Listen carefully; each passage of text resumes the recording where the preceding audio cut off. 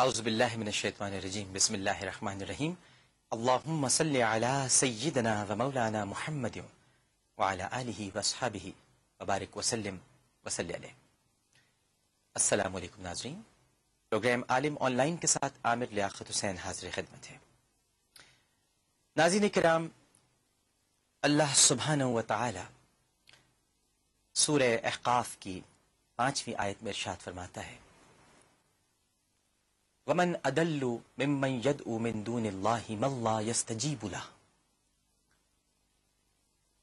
الى يوم القيامة وهم عن دعائهم غافلون۔ اس سے بڑھ کر کون گمراہ ہوگا جو اللہ کو چھوڑ کر ایسوں کو پکار رہا ہے جو قیامت تک بھی اس کی بات کا جواب نہیں دے سکیں گے، بلکہ وہ اس کی پکار ہی سے بے خبر ہے۔ یہ صرف اللہ ہی کی شان ہے کہ وہ پکارنے والے کی پکار کا جواب دیتا ہے اور مصیبت زدہ کی مصیبت دور کرتا ہے۔ اس نے اپنے در پر آنے والوں کو کبھی نہیں دھتکارا۔ جب اس کا بندہ اس کے سامنے ہاتھ اٹھاتا ہے تو وہ انہیں خالی ہاتھ نہیں لوٹاتا۔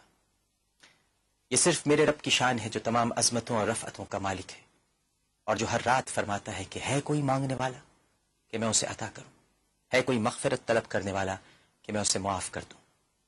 میرا الہ، میرا آقا، میرا مالک، میرا مولا، میرا رازق، میرا خالق صرف وہ ہے جس کے بارے میں حضرت زکریا علیہ السلام جیسے نبی نے شدت جذبات سے فرمایا، اے میرے رب، تجھ سے مانگ کر میں کبھی محروم نہیں رہا، اور اس کے سوا کوئی اور در نہیں جہاں مانگنے والوں کی مرادیں پوری ہوتی ہیں۔ یہ باتیں میں آپ سے کیوں کر رہا ہوں، یہ آپ کی سمجھ میں آئیں گی جب میں آپ کو یہ کلپ دکھاؤں گا۔ ہمارے ملک کے صدر ہیں جناب آصف علی زرداری صاحب، جن سے کل ہی سارے اختیارات لے لیے گئے ہیں، لیکن جب ان کے پاس اختیارات تھے تو گڑھی خدا بخش میں انہوں نے کیسی گفتگو کی، پہلے ذرا یہ دیکھتے ہیں، پھر ایک دو جملے اور اس کے بعد اس پر تبصرہ کریں گے پروفیسر مفتی منیب الرحمان صاحب۔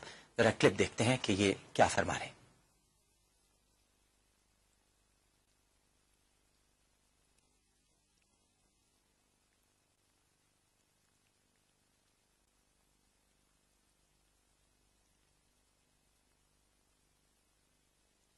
یہ کلا کہ تمہاری قبر پہ درود پڑیں گے، اگر ان کی عبادت نہیں کرو گے تو یہ اور ان کی نسلیں تمہارے پہ درود نہیں پڑیں گی۔ آج میں ان پہ درود پڑھ رہی ہیں جو ان گڑھی خدا بخش میں شہیدان موجود ہیں۔ یہ شہیدوں کا مقام ہے، اس مقام پہ جو ہے وہ آ کے سیاست ختم ہو جاتی ہے اور سیاست عبادت بن جاتی ہے۔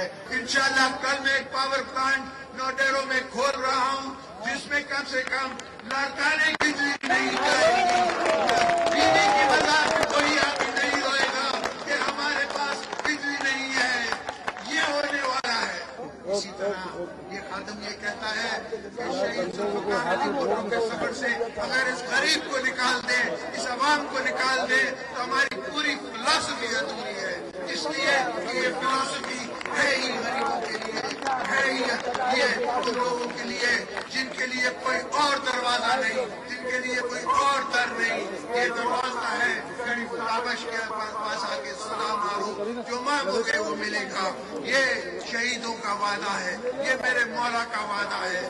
اس پاکستان کو اب کوئی نہیں ہم سے لے سکتا، اس پاکستان میں ہمیں کوئی نہیں جلا سکتا، اس لیے کہ ہر جگہ ہمارے مخالفین جو ہے وہ کلپ آپ نے سنا لیکن کلیئر نہیں ہے، ہمارے پروڈکشن ٹیم صحیح طرح سے اس کلپ کو نہیں لگا سکی۔ میں ایک مرتبہ پھر ان سے کہوں گا کہ شروع سے وہ بات سنائیں جو بات میں آپ کو بتانا چاہ رہا ہوں، جہاں عبادت کا ذکر ہے، اور آپ نے فرمایا صدر مملکت نے کہ یہ عبادت گاہ ہے اور یہاں عبادت کرنی ہے، لوگوں کی عبادت کرو۔ ایک تو ہوتا ہے کہ آپ سیاست عبادت ہے، تو انڈائریکٹلی خدا کی عبادت کا ذکر ہے، کیونکہ جب آپ سیاست کرتے ہیں، خدمت کرتے ہیں تو اللہ کی عبادت کر رہے ہیں۔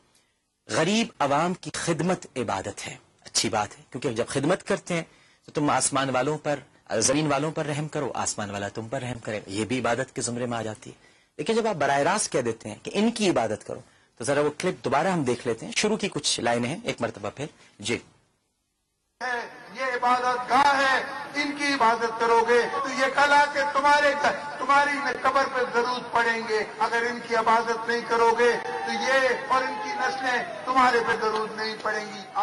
یہ آپ نے سنا کہ یہ عبادت گاہ ہے، ان کی عبادت کرو. یہ کن کی عبادت کرو؟ یہ کیا کہہ رہے ہیں آپ؟ یہ جوش خطابت میں کہاں بہک گیا؟ کس کی عبادت کروا رہے ہیں؟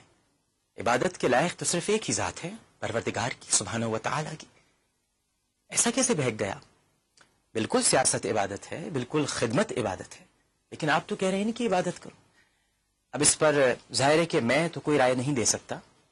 اسٹوڈیو میں موجود ہیں مرکزی رویت ہلال کمیٹی پاکستان کے چیئرمین ہیں، اتحاد تنظیمات مدارس دینیہ پاکستان کے سربراہ ہیں، اور تنظیم مدارس اہل سنت پاکستان کے سربراہ ہیں، مفتی اعظم ہیں پروفیسر مفتی منیب الرحمان صاحب. السلام علیکم. وعلیکم السلام ورحمۃ کیسے مزاج ہیں آپ؟ اللہ پاک کرم. الحمدللہ. مفتی صاحب سے گفتگو کریں گے. ایک جملہ اور عرض کر دوں اور پھر ہم وقفے میں جاتے ہیں تاکہ مفتی صاحب کی بات پوری ہو اور ہم کسی طرح سے اس میں قطع کلامی کا جزو نظر نہ آئے. بات صرف اتنی ہے کہ جو یہ منصب ہے یہ بہت اہم ہے جہاں پر اس وقت آپ ہیں. ماشاءاللہ صدر مملکت ہیں، اللہ تعالیٰ نے آپ کو صدر بنایا ہے. پاکستان کے 17 کروڑ عوام کی قسمت آپ کے ہاتھوں میں ہے، آپ جو چاہیں فیصلہ کریں. لیکن آپ نے یہ بھی فرمایا تھا اپنی خطاب میں، ہم جسے چاہیں بادشاہ بنائیں، جسے چاہیں فقیر بنا دیں.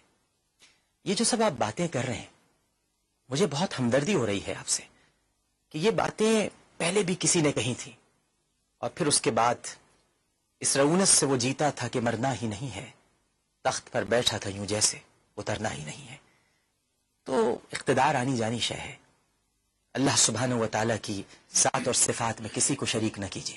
یہ مزارات میں جو گڑی خدا بخش کے مزارات میں شہدا ہیں بہت عظیم ہیں، لیکن یہ کسی کو کچھ نہیں دے سکتے.